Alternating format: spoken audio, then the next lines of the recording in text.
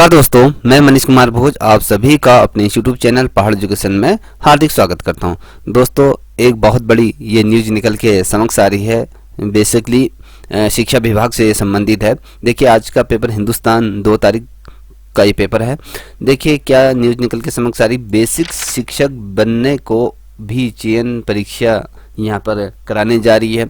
नया साल आते ही सरकार ने बहुत बड़ा ये डिसीजन लेने जा रही है, जिसमें बेसिक शिक्षकों के लिए भी अब परीक्षा पैटर्न यहाँ पर जारी कर दिया गया। वो भी अब यहाँ पर क्या करेंगे, जब परीक्षा देंगे, जब परीक्षा में चयनित होंगे, उसके पश्चात ही वो प्राथमिक शिक्षक बन सकते हैं। कहीं ना कहीं बेसिक शिक्षक बनने के लिए अब ये परीक्षा का भी चयन यहाँ पर करने जा रही है सरकार। देखिए क्या लिखा हुआ है।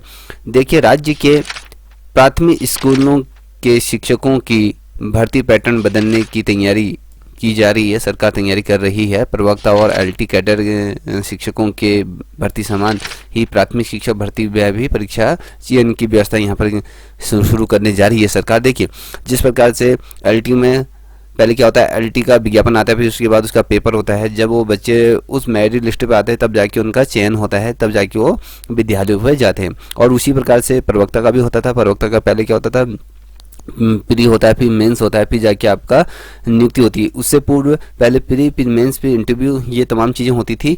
और प्राथमिक शिक्षा भर्ती के अंदर ये तमाम चीज़ें नहीं होती थी। सिर्फ मेरिट लिस्ट पर उनको ये स्कूल आवंटित हो जाती थी, काउंसलिंग होती थी। ठीक है, अब क्या करने जा रही सरकार, अब यहाँ पर सीधे सीधे सरकारी करने जा रही है कि भैया प्राथमिक शिक्षक बनने के लिए भी जिस प्रकार से पूर्व में आपने देखा होगा यूपी में सुपर टेट होता था, उसके बाद फिर परीक्षा आयोजित की जाती थी, उसी प्रकार से प्रतिक्रिया यहाँ पर सरकार करने जा रही है। देखिए, यहाँ पर शिक्षा विभाग इसका प्रस्ताव तैयार कर रहा है और यूपी इस व्यवस्था को पहले ही लागू कर चुका है। देखिए, यूपी में ये व्यवस्था पहले ही ये लागू हो चुकी है।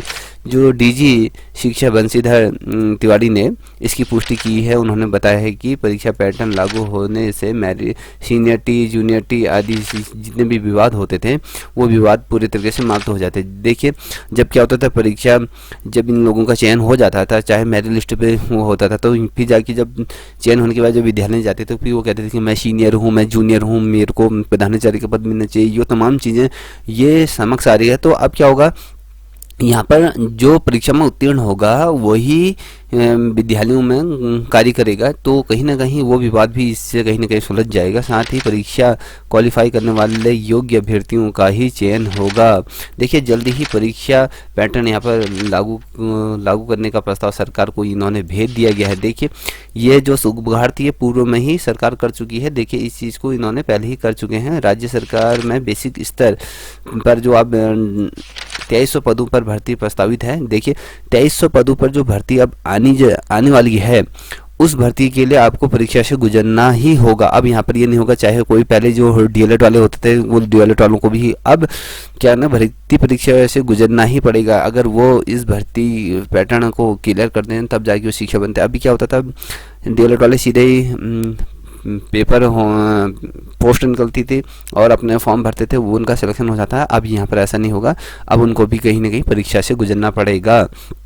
देखिए, यूपी इस व्यवस्था को पहले ही लागू कर चुका है। दोस्तों, इतना ध्यान रखिएगा। देखिए, इसमें थोड़ा सा मैं अपने तरफ से कहना चाहूँगा कि जितने भी हमारे पूर्व में जो शिक्षक हैं, जो छात्र छात्राएं हैं, वो अगर जो ओवर एज के कगार पर पहुंच चुके हैं, जो 35 ईयर से ऊपर हैं, अब वो वर्तमान समय में इस भर्ती परीक्षा को उत्तीर्ण कर पाएंगे, सबसे बड़ा ये सवाल है। क्योंकि उनके पास इतना पढ़ने का मौका नहीं है, उनके पास घर गृहस्थी है, तमाम चीज़ें हैं। तो कहीं ना कहीं उन अभ्यर्थियों के लिए यहाँ पर एक ये दुविधा सरकार ने खड़ी कर दी है।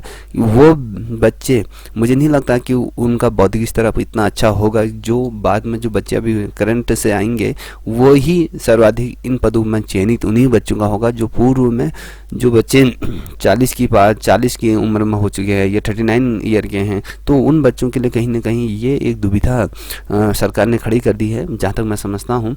क्योंकि उन बच्चों के लिए कहीं ना कहीं ये शिक्षक बनने का राह में कहीं ना कहीं रोड़ा ये पैदा कर चुके हैं। एक तरफ से बहुत अच्छा भी है, इसमें पारदर्शिता के साथ पेपर होगा। जैसे एक व्यक्ति पहले 2-2 4-4 जगहों से भर लेता था, उसका सिलेक्शन हो जाता था, फिर वो एक जगह ज्वाइन करता था। इन तमाम चीज़ों से भी बचा जाएगा।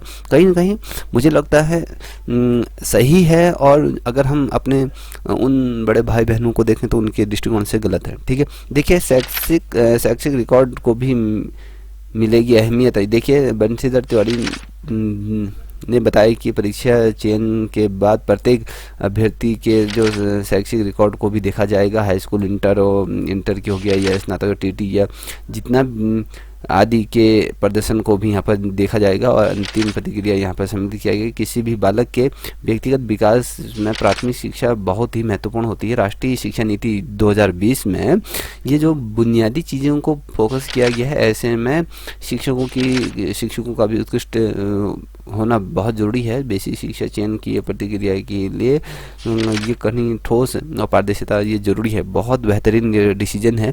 अब वही बच्चा इसमें निकल पाएगा जिसके अंदर का दमखम है, जो पढ़ाई के टच में है, जिसके अच्छे खासे नंबर हैं। जो अच्छे खासे नंबर लाएगा वही इसमें उत्तीर्ण होगा। अब देखने वाली ये बात होगी, ये जो 2300 पद हैं कितनी जल्दी आते हैं। सरकार ने नए साल में कहीं ना कहीं एक अच्छी न्यूज़ ये दी है। ठीक है दोस्तों, अगर आपको ये चैनल द्वारा दी गई सूचना आपके लिए हेल्पफुल लगी हो तो प्लीज़ चैनल को लाइक शेयर सब्सक्राइब अवश्य करें, साथ ही अपने दोस्तों को साझा करें। तब तक के लिए इतना ही। जय हिंद, जय भारत।